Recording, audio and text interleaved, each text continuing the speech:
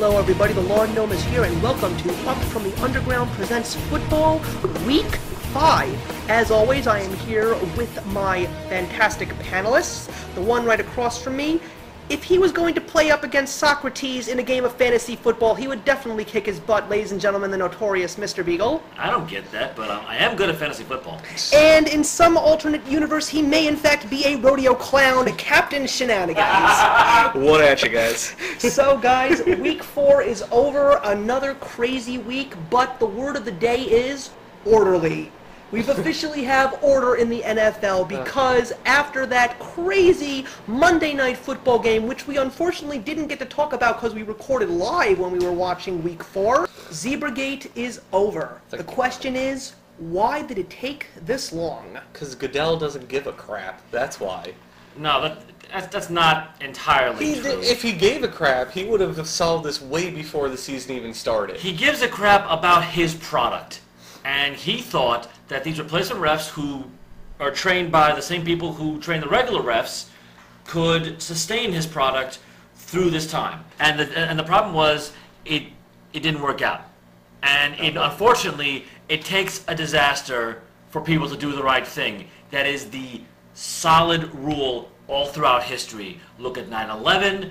If we had had these security measures before, it wouldn't have happened in the first place. That's quite an interesting comparison, but I definitely understand. It's an extreme comparison, but I think it's a valid comparison. It takes a monumental event for something to get fixed. Unfortunately, that's just the way people are. And what would have happened if it was the normal refs blowing that call?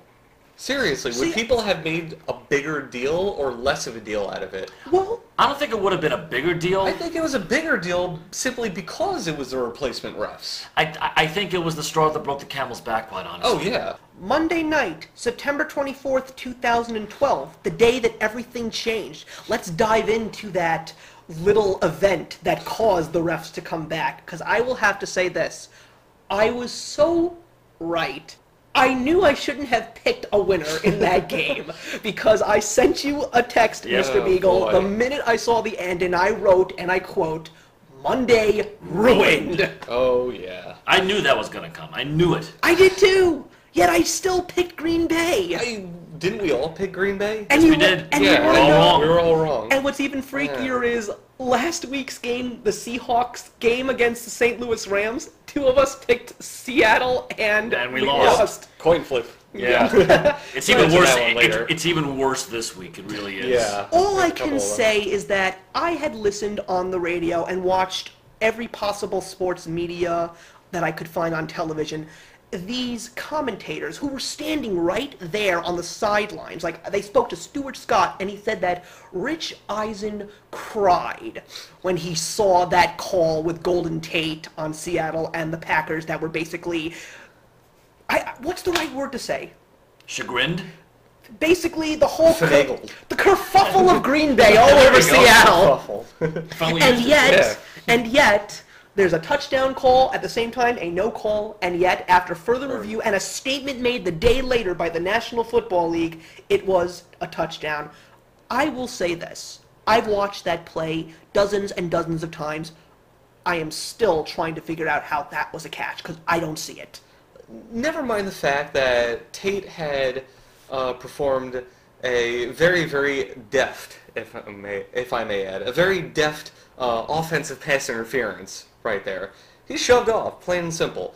Never mind the fact that it was an offensive pass interference. The Packers defense had their hands on the ball first, and Tate just happened to slap his meat hooks on it afterwards while the refs were watching. So, to me, if it wasn't going to be a pass interference, it should have been an interception. The reason I didn't call pass interference is because you don't call offensive pass interference on a Hail Mary last chance to win the game. It's an unwritten rule of officiating. Oh, it's another one of those unwritten rules. Oh, there's plenty I love those. He's a ref. He knows what he's talking about. Yeah, no, it's just... I guess I can be your official correspondent. Official? Yes. Official? You know, we've been talking about Goodell, and we've been talking about him for the past couple of weeks, ever since we really first talked about Zebragate. But here's the thing that I was thinking about. was it truly right to point the finger at him directly and directly only? And just hear me out before I let you guys jump in on this. I feel that, yes, the main concern was to get these refs money, but did Goodell, is he the one with the funds, or is it in fact the owners that are supposed to cough up the funds? No, it's Goodell. No, it's Goodell. Okay, I don't, Yeah. because I've been hearing about a couple of other major players in media talking about how it was the owners that really should have been. I was considering him like the puppet. Even if it's the owner's money, it's still in Goodell's control. Yeah. Because he has majority control over the funds of the NFL as a whole, and the refs fall under that jurisdiction. Yeah. Considering that they're also considered part-time employees. Well, under the new CBA, not really. Yeah. But that's the thing that upsets me, and it really infuriates me in all of sports. I mean, let's take a look at what's going on right now. There's a hockey lockout right now. What's the reason? Money. Take a look at how money is practically abused in basketball. Unless you're a Lakers or a Heat fan, there's no reason to watch the next NBA season, and I don't even want to get started on baseball. But here's the thing. Why does it have to come down to money when, in fact, football makes how much money on tickets, on concessions, on merchandise? I mean, to what extent is money enough money? Like, why do they have to hold on to it? One word: greed. When you have something in your hands, you want more of it. It doesn't matter how much it is, you still want more I because don't it's a really good want thing. to. I don't want to single him out, but does Jerry Jones really need that much money? No, he doesn't. Well, But the point is that he can make that much money.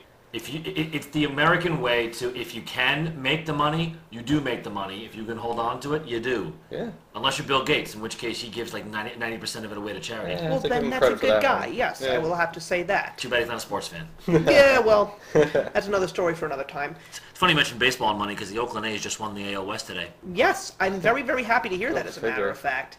So anyway, I mean, as far as I can tell, I'm just glad to have the refs back. Last week was definitely a clean week. It looks like we're going to have a successful season for the rest of the season. I guess we can forget that the first 3 weeks ever happened.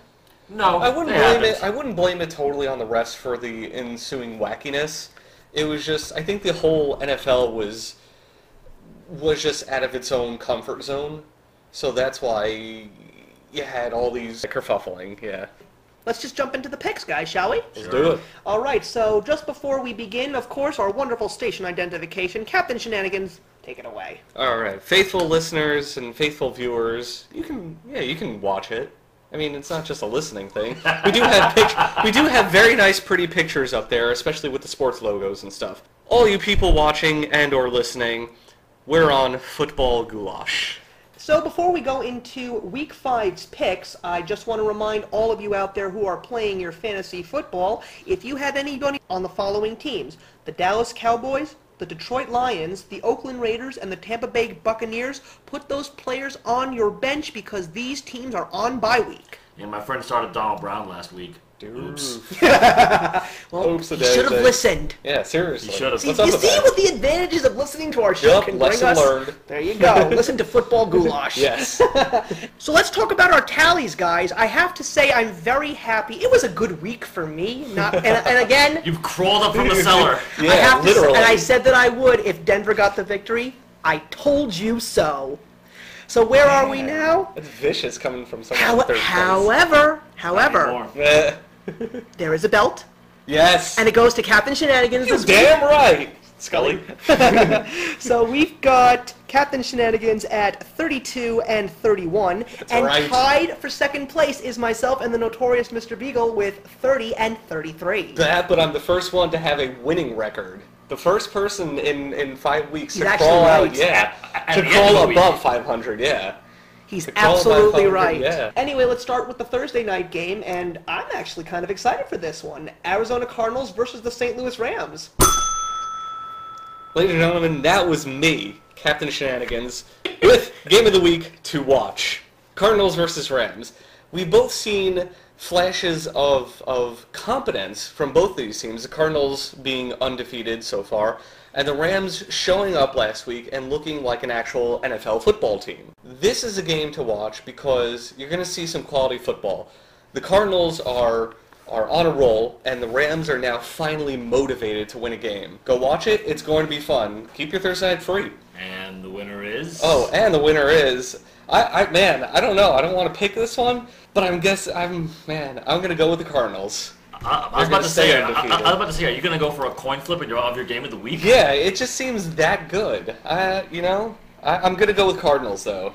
So as far as the Cardinals-Rams game, yes, it's going to be a very exciting game. I keep toting on Sam Bradford because when he's healthy and when he's got the right weapons, can do good things. And he has lost a few games, but he hasn't lost horribly yet, except for one game. But other than that, that was in week 2. Yeah. I actually am still going to go with the Cardinals just because of the monster high they're on right now. And again, it's going to be a close game, possibly in overtime. So I'm going to give the Cardinals the victory here. Interesting. 5-0. This was very, very difficult for me to pick. Arguably the most difficult game of the week to pick is on this Thursday night. I got to go with Arizona just because I think their defense is better than St. Louis's offense. I think Patrick Peterson and Kerry Rhodes are shutting down the receivers of most teams that they're facing. They're working well with the team. The offense is really clicking, and Beanie Wells is not having a great season, but Ryan Williams is coming out of his shadow very, very quickly. I'm excited to see what, just like Jaquiz Rodgers is doing in Atlanta. Right. He's actually third on the depth chart, but he's really showing some stuff. So I'm going to go with Arizona. All right, so let's go on to the second game, and we're going into Sunday's games. The Miami Dolphins versus the Cincinnati Bengals. This is going to be a tough one, too. I know. Both of these teams, I'm actually going to mention in my segment in a little bit. Interesting. But it's Cincinnati at home, and you know what? To be quite honest, that's not an advantage for them. Yeah, you're right. They really don't have that good of a home record. Yeah, they haven't done recently. They haven't done well there. It's funny. But the Miami defense is not too good against deep threats, and that's what Cincinnati has lots of. So I'm going to go with the Bengals. Yeah, I'll agree with you. The Dolphins' defense is too porous when it comes to long balls. Never mind a West Coast offense. The Bengals aren't about that. We've seen recently. They go for the 20 yards, the 30 yards, and Dolphins just can't handle that kind of yardage. Bengals win this one. Well, I'm going to agree with you guys. So that's 2 holy trifectas here. Ooh, boy. However, I still am going to say just watch Ryan Tannehill have a good game. He had a great game last week. I'm not saying the Dolphins are a bad team. They're just not good. Just watch Tannehill have a very good game, but watch Cincinnati come out on top. I'm looking at all these games on my schedule now, and I can maybe see 1 or 2 that have almost no chance of going to overtime. The rest all have a chance to be close games. This is going to be a very fun week. So the next game is going to be the Green Bay Packers versus the Indianapolis Colts. I am going to say that even though Green Bay is still showing a lot of flaws, I just don't see them losing to Indianapolis, and I'm giving it to the Packers. As long as Jordy Nelson can keep catching passes from Aaron Rodgers, and Raji and Matthews can keep on threatening a very young offensive line and a very young quarterback who doesn't scramble very well. He was in college, but I just haven't seen it in. That would also be the case, but I'm going to have to go with the Packers. Yeah, it's your third holy trifecta, folks. Wow. Packers are going to win this one simply because the Colts won't have the defense necessary to contain Rodgers. Rodgers is an accurate passer, but his wide receivers and his tight ends need to catch the ball. If they do that, the Packers are going to win. All right, so we're going to take a break from the picks, and we're going to go to our first weekly segment. And, of course, we're going to go to the notorious Mr. Bevo. Don't forget to comment, like, and subscribe on everything that you have heard so far. Especially, I'd love to hear your calls on the Monday Night Football game from last week. Just vent your frustrations, people. Go and vent. So now for a little get on the boat and get off the goat, I give it to the notorious Mr. Beagle. Good morning, good afternoon, good evening, or wherever the hell you are. On this week's edition of Get on the Boat, Get off the Goat, we focus on the two-faced teams that populate the NFL. This past week, specifically, as far as the boat is concerned, we're going to be looking at New England, we're going to be looking at Minnesota, we're going to be looking at San Diego, and we're going to be looking at Denver.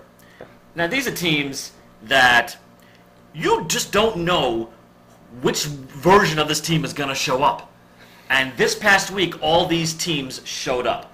Denver put a royal stomping on Carson Palmer and Oakland, and it wasn't pretty. Manning picked them apart.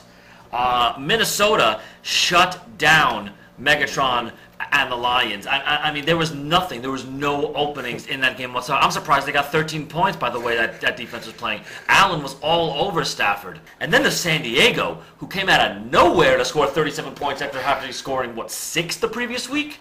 Yeah, two field goals. True, they were playing Kansas City, but I mean, still, it's a professional NFL team that they still went up and scored 37 points on. Supposedly.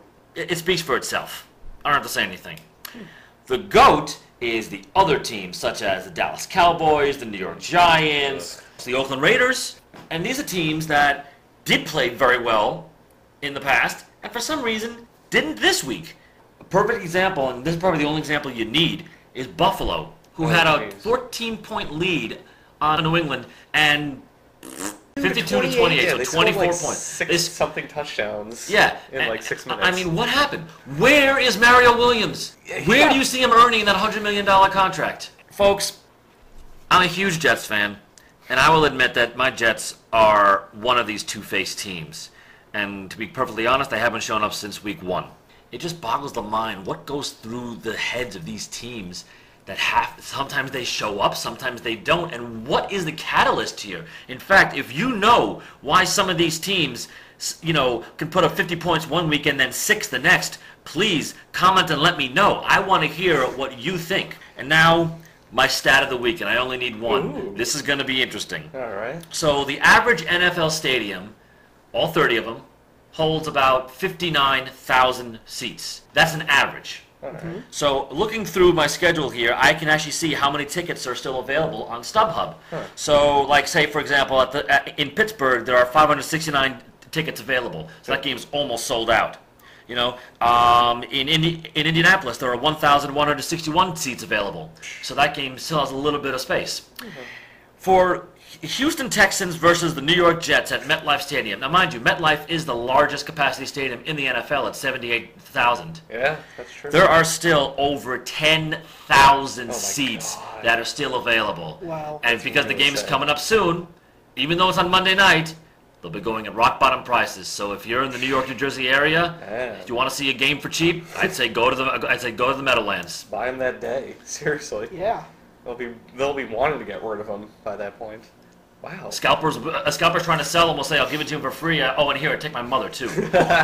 Oh, boy. Well, thank you very much, Mr. Beagle, for your segment this week. So let's continue on with the picks, and we're going to go with the Baltimore Ravens against the Kansas City Chiefs. I'm just going to say Ravens win. This shouldn't be a contest. The Ravens have been playing extremely well recently. Just shut down defense, and the Chiefs betrayed my trust, basically. They promised me things in the offseason, and they have not delivered in any sense of the word.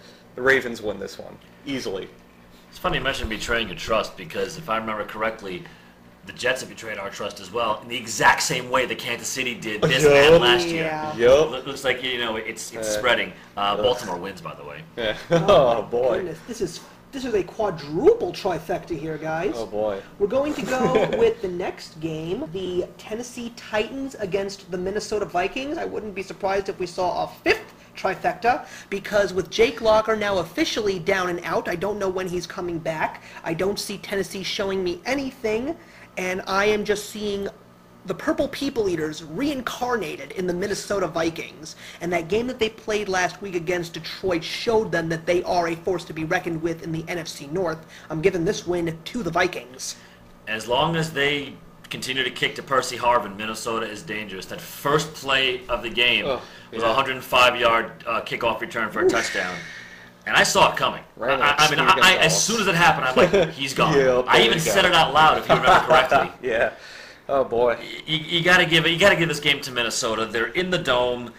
Locker's hurt, so Hasselbeck is starting. They don't have any receivers. They don't really. Chris Johnson isn't doing anything. I don't care if he's the fastest back. No, he's a terrible. You can't be a fast back if you have nowhere to run.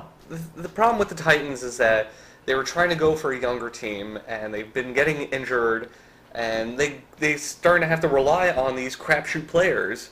I'm not saying that Matt Hasselbeck is a bad quarterback. I actually like the guy. I think he's a good quarterback. But he doesn't have anything to work with. Chris Johnson? No. This one's the Vikings. The next game that we're going to talk about is the Cleveland Browns against the New York Giants. Anybody want to take this one first? I was actually very, very hesitant to pick my winner on this one. I actually think the way the Giants have been playing and the way they're banged up, Cleveland has a real good shot at pulling this off.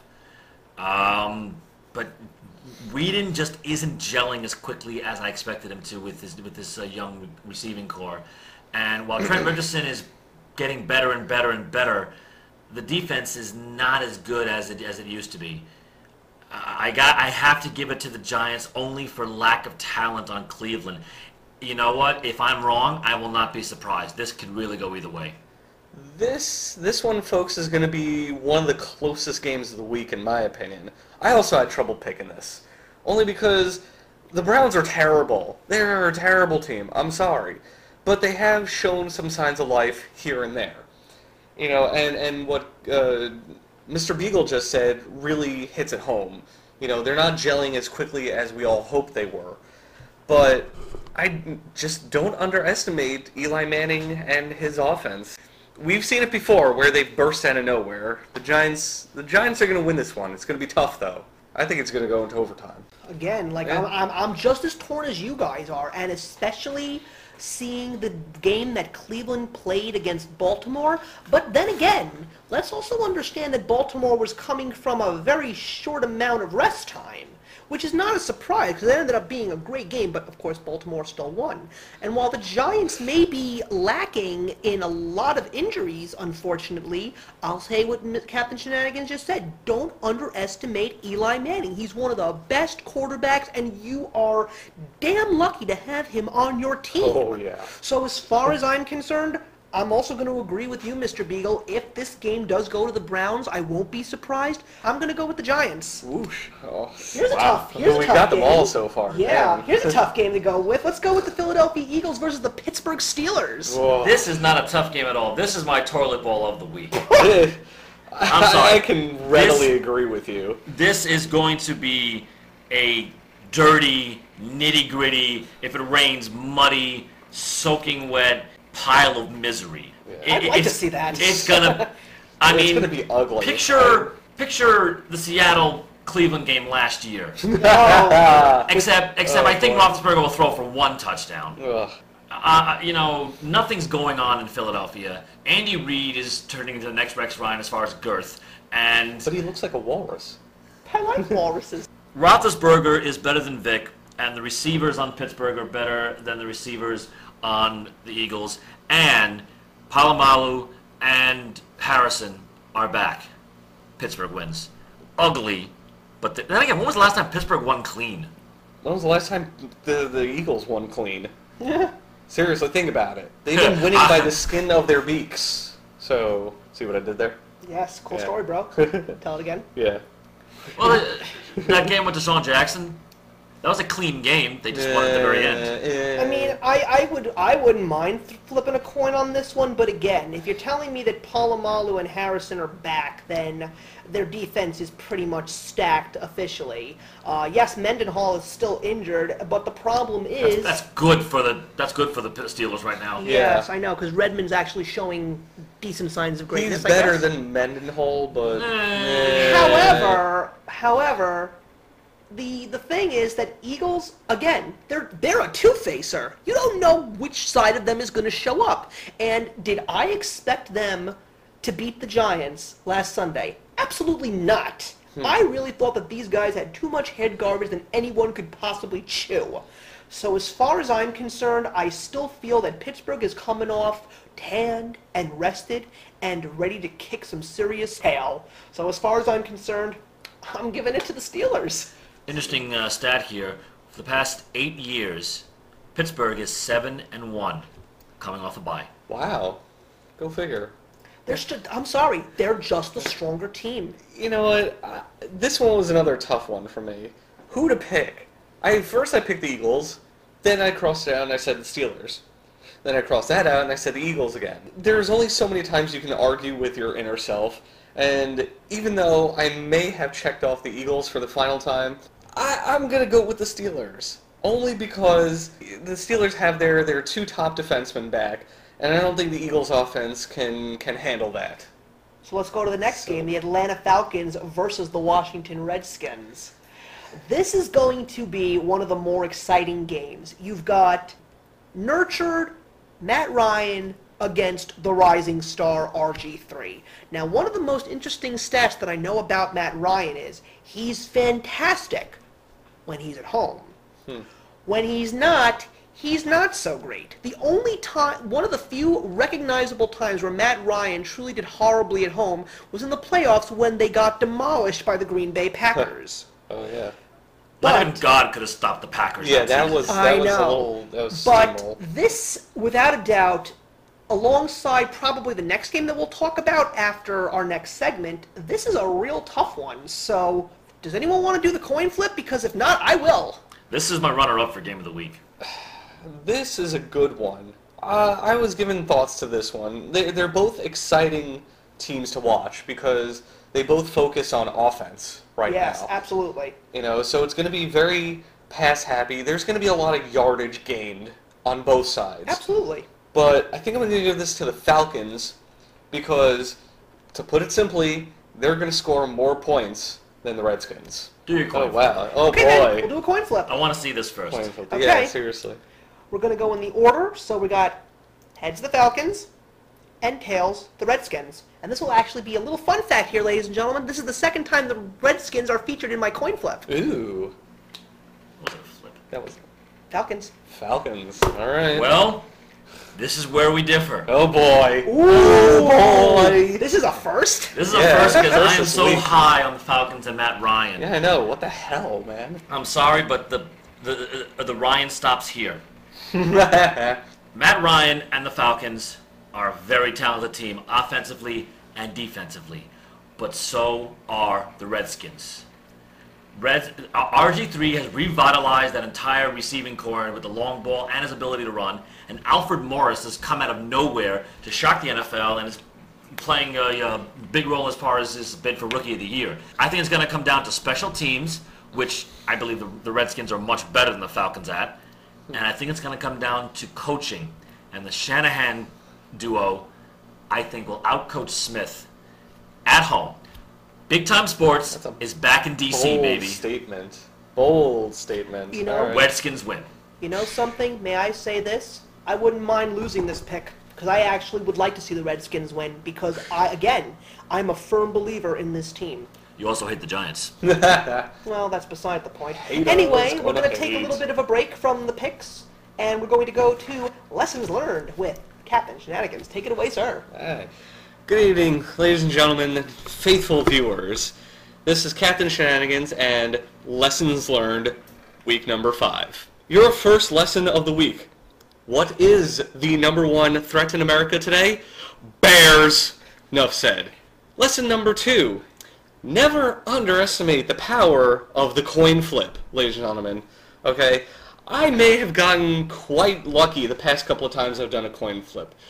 You do have a 50-50 shot, and again, it's any given Sunday type of situation. But I think I've had my fair share of luck concerning the coin flip, so keep going with that. I have a good feeling about these coin flips this week also. Lesson number 3. When owners start caring more about presidential candidates than their own teams, it's time to give up, alright? You're the owner of a team, that's the only thing you should be caring about, okay? You are responsible for not just an organization, not just, stadium plans and how many seats that we can fill up and which players to drop and which players to get. You're responsible for a name. I'm going to go out on a limb and, let's say our hometown Jets. Good old Woody Johnson is more concerned with Mitt Romney winning the election than he is with his Jets winning this season. It's time to give up. That's it. It's over. And, of course, the last lesson of the week is injuries not only affect the team, we've seen that happen before, but they can affect an entire season. You've seen quarterbacks go down early on in the season, and their backups have to show up. Sometimes they succeed, and sometimes they fail miserably. It's a tough situation. You never want to see an injury in the NFL, because you want to watch quality football. You don't want to watch the backups or the third stringers. You want to watch the starters. You want to watch excitement. They're there on the field for a reason. And when a star player gets injured, it not only hurts the moral of the team, but it hurts the season itself. What happens? You know, and we've seen it. Remember in 2001, New England Patriots. Bledsoe got his ass kicked by Mo Lewis of the Jets, and who dropped in? Tom Brady. History is born. You know, we've seen it a bunch of other times. I think Jake Locker getting hurt for the Titans is going to affect their entire season. I think Darrelle Revis and Santonio Holmes are out for the season. Jets are done. I'm sorry. What happened last year with Jamal Charles? Bam! The entire season went down the drain. So folks, remember, injuries are serious business. Try and take care of yourselves. And that, folks, is lessons learned. Thank you, Captain Shenanigans. Feel free to comment, like, and subscribe to Football Goulash, and also comment on lessons learned. So let's continue with the next game. Oh boy. Captain Shenanigans, I'm going to let you start off with this one. The Seattle Seahawks versus the Carolina Panthers. Oh, jeez. Okay. This game will boil down to one thing. Who is there to ruin your day more? The Seahawks or the Panthers? The Seahawks have a history with ruining your day. So, man, this one's a tough one. This was almost my coin flip of the week. I just think that the Panthers have too much internal strife going on right now to win a game, and I think the Seahawks have that certain delirious oomph to win one. So, Seahawks. You may regret that. I may regret that. Especially since I'm going to go with Carolina. Oh boy. I think the effort they put up against Atlanta shows that they've got a lot of fire and a lot of talent, both offensively and defensively. And I think that Carolina is going to walk all over Seattle. I think Seattle wins lucky, quite honestly. They really don't have the talent core they need to play well. Can I be honest? I actually wanted this one to be my coin flip, but I had a strange feeling this was going to be Captain Shenanigans' coin flip, so I saved it. But anyway, this is a tough game to call. All I know is that if I pick Seattle, Seattle will lose. And if I pick the Panthers, Seattle will win. Then pick Seattle, so I'll win. What? Exactly. No, pick the Panthers. As a matter of fact, Diddly. I like Cam Newton, but the Seahawks are showing major signs of strain. Oh man. But I'm still giving the win to Carolina because minus the Giants game, they've been playing quite well. So you've got decent offenses against terrible defenses, and I just think that, again, it's going to be a pass-happy game, and I think that Carolina is going to come out on top. And I think that Cam Newton's going to have a good game this week. He's finally going to get out of his funk. The next game is going to be the Chicago Bears versus the Jacksonville Jaguars. I feel that the Bears will not have to claw and maul their way through this. I feel that they are just going to roar, and the Jaguars will go running. There's two things you got to know about this game. One, is there any question as to which team is worse, Jacksonville or Tennessee? There is a question. Really? Yeah. Yeah, I still think so. I think we'd have to see them play against each other. The answer is Tennessee. Because I think Jacksonville is better. I agree. I think they have more overall talent offensively and defensively, quite honestly. It's great. The second thing I want to tell you is when I got home, I simmed all these games on my Madden, and Jacksonville actually beat Chicago. What? And this uses updated rosters accounting for injury and everything. Oh boy. I'm still going with the Bears. Because, I mean, let's put it this way. Well, Tony Romo, this past Monday, threw more touchdown passes to Bears players than he did to Dallas players. Ain't that truth? Suggs and Tillman are just stopping everything that gets in their way. I, for one, regret picking the Cowboys last week. I really do. I have to say that. I regret picking the Cowboys. The Bears are a good team, and they've been showing up in nearly every game they've been in so far. The Bears are going to steamroll these poor Jaguars on their own home turf. And just in case you all didn't know, I also picked the Bears to win. And I was actually the person that did pick the Bears to win last week against the Cowboys. I just think that, again, as this is in fact Mr. Beagles' predicted Super Bowl winner, after that Week 2 game against Green Bay, they're just a completely different team. There is fire, there is camaraderie. These guys want to win, and they want to win big. And this Sunday, they will win big again. The next game is the Denver Broncos against the New England Patriots. That would be me, folks. I don't know how anyone could overlook this game as not being their game of the week. This is, okay, arguably the two best quarterbacks in the game, mano a mano, with the rest of their team basically in the background while everybody's watching. Because these are going to be the two men that all of America is going to be watching. Everyone's going to be seeing who is going to be the better quarterback this week. Is it going to be Peyton Manning, who showed great signs last week, as did Tom Brady? But just a week before, the both of them lost their games. So what do we say about who's going to win this game? May I go out on a crazy limb and never doubt the power of Peyton Manning? I just have a feeling that Peyton Manning is going to show Tom Brady just what being a great quarterback truly is. Say what you will, 3 Super Bowls against 1. I still feel that Peyton Manning is the better quarterback, and I think that he's going to shut him down. Broncos win. I agree. Really? Denver will win. Wow! Peyton Manning versus Tom Brady.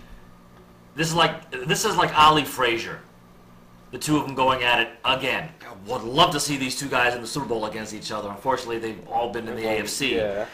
But, oh my goodness, this is going to be a showdown for the ages. It's not my game of the week, but it's damn close. Denver's got a better defense. And Denver has the linebackers to stop Gronkowski.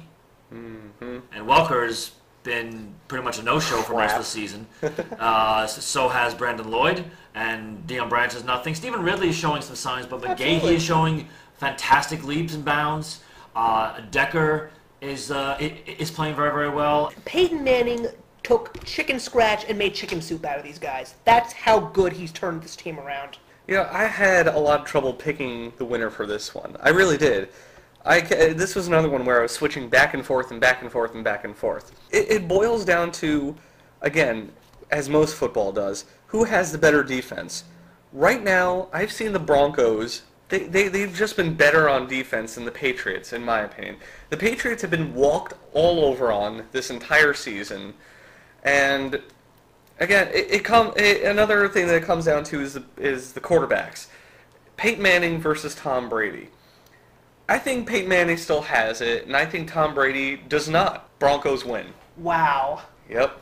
I have to say, ladies and gentlemen, if you could see me, and you're probably seeing me smiling on one of the various illustrations of me right now, I have a huge smile on my face. I'm glad to know that we all agree with this game. It's a funny one. And dare I say, this could actually be a big plus for the New York Jets. Oh, jeez. Let's go to the next game. Speaking of the AFC East, we're going to go with the Buffalo Bills versus the San Francisco 49ers. Let me just say this.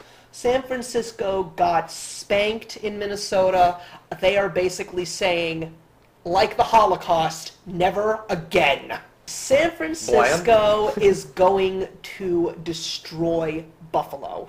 Buffalo, I've officially lost all faith in them, even though Fred Jackson is back. But to do what you did against New England last Sunday, and to see what the 49ers did to the Jets, thank goodness we were watching Red Zone. Oh, boy. 49ers with a win. I will say that at Candlestick Park, you never know where the wind will blow. I don't think it's going to be as dominant a game as you think it's going to be by San Francisco. I think it'll be a good, hard fight. I do think the 49ers will come out on top, but it's going to be this might be another overtime game. Buffalo has a lot of fight in them. It's true.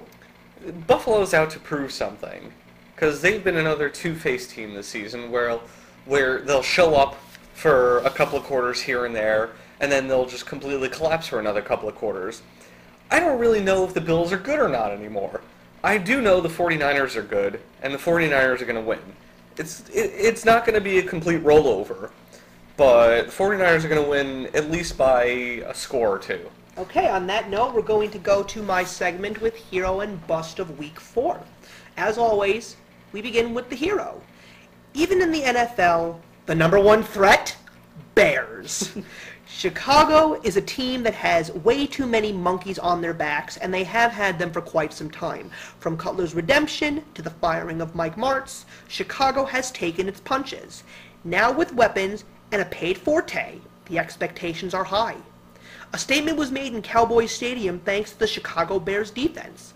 5 interceptions, 2 of which were returned for touchdowns, in a game that left Tony Romo shaking and had his head filled with questions. And possibly crying.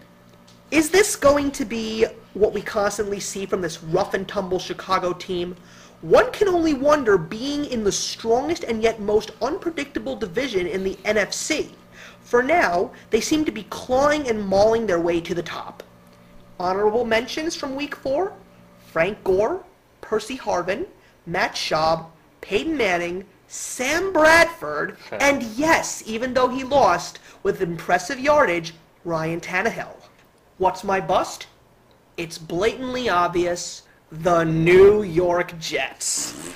Yeah. This time, the entire team contributed to this embarrassment of a game. I can honestly say that at this point, this team needs to have a serious overhaul. This team has a quarterback who can't connect and a defense that can't stop the run. Let's face it, they couldn't even stop C.J. Spiller in Week 1. The worst part of it is they have a coach that doesn't know what to do. Now with 3 receivers out, 1 for the year, and their best player injured, I guess it's safe to say that we're just going to cower in our little cave and, like the name they go by, just end the season. As a fan, you've hurt me deeply, Jets, but as a non-biased analyzer comparing you to the other 31 teams, it's over. You stink. Dishonorable mention? Who's worse than the Jets? Thank you very much. The Houston Astros. Yeah, they Wrong suck. sport. Doesn't matter. They still can't play football. I'd just like to take this opportunity to acknowledge that Chuck Pagano has been diagnosed with leukemia and will be leaving his team indefinitely. Just want to wish him a speedy recovery and hope to see him back on the sidelines as soon as possible. Amen. So we'll go to the Sunday night game, which is the San Diego Chargers versus the New Orleans Saints.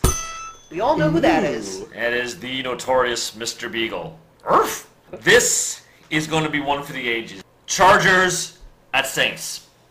This is going to be the redemption of Drew Brees. Ooh. This is going to be the redemption of Darren Sharper. This is going to be the redemption of the city of New Orleans as they start a run and beat San Diego. San Diego was playing well, but New Orleans in prime time, I think this is the game where it all clicks and they all come together, because they were close a few times in the past few weeks.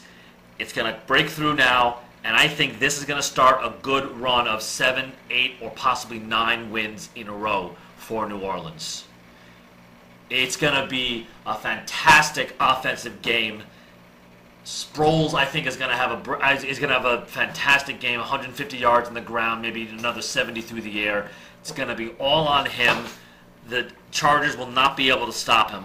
And Henderson, Moore, and Colston are just going to be distractions. It's going to be all on Sproles. San Diego is going to fall. Saints get their first win of the year. I'll agree with almost nothing you just said. Wow. Really interesting. I like to hear this. With almost nothing you just said. I think it's going to be it's going to be a closer game than everyone thinks it's going to be. Is this the game that the Saints are going to get their stuff together and finally win it? No, they're not. They have to wait for an easier opponent. The Chargers they're on a roll right now, and they have too much to prove, especially on a primetime Sunday night slot. I think the Chargers are going to win. Is it going to be pretty? Actually, yeah, it will be, because this is going to be a very pass-happy game. We're going to see a lot of yardage from both sides, but I think the Chargers are going to come out on top by a field goal. I'm really upset you didn't have a coin flip this week, Captain. Anyway, yeah, I am very much torn between these two teams. I agree with everything that you both are saying about the opponents. But who is going to win? Oh, God, it's so hard to tell. I guess the only thing that I can say is when you put these two great teams together, you've got two great quarterbacks with two great teams backing them. And all I know is that it's going to be a game of epic proportions. So who wins this game? I am actually going to go with New Orleans. I just feel that that's the way it's going to go. I want it to be alone on this, Dad. Hey, look, I thought You're not special. There's three of us. Can I be honest? I thought I was going to be the only one that picked the Broncos in this week. And we all did. Yeah. So let's At least I'm alone in Washington. The Monday night game is the Houston Texans against the New York Jets. I think we can all say this in unison. The wind goes to the planet Houston. Houston does not have a problem. No, I just don't see the Jets. They basically, all they have to do right now is pray, because that's the only way that they're possibly going to come out of this game without their tails between their legs. The Texans are just looking so strong. Say what you will about what I said about the Texans in the preseason. They are the best team in the AFC right now. Who did I pick for my AFC? You picked the Winner? Patriots. To win the. That's still possible. For reals? It's possible.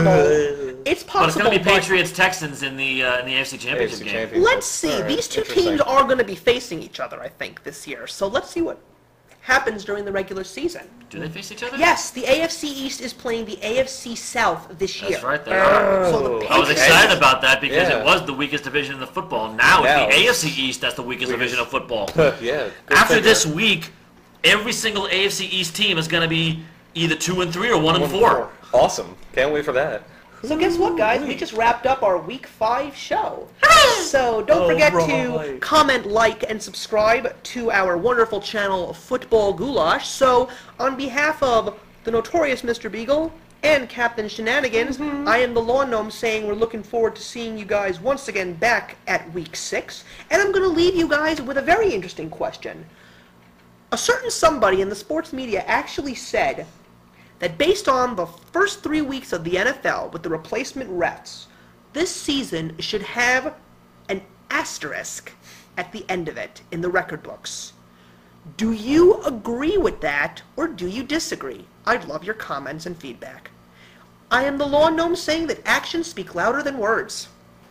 The Green Bay defense had their balls had their balls on it first. Oh yeah. Balls. Anyway,